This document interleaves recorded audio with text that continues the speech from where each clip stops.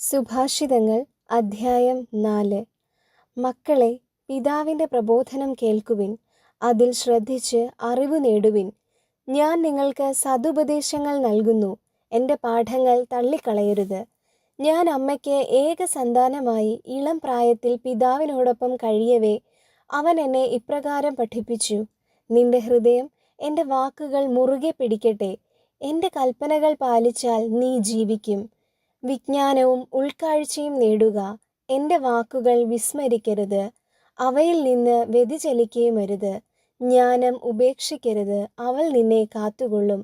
അവളെ സ്നേഹിക്കുക, അവൾ നിന്നെ സംരക്ഷിക്കും. ജ്ഞാനം സമ്പാദിക്കുകയാണ് സർവപ്രധാനം. എന്ത് ത്യജിച്ചും ജ്ഞാനം സമ്പാദിക്കുക. അവളെ അമൂല്യമായി കരുതുക, അവൾ നിനക്ക് ഉയർച്ച നൽകും. അവളെ പുണരുക, അവൾ നിന്നെ ആദരിക്കും. അവൾ നിന്റെ ശിരസിൽ മനോഹരമായ പൂമാല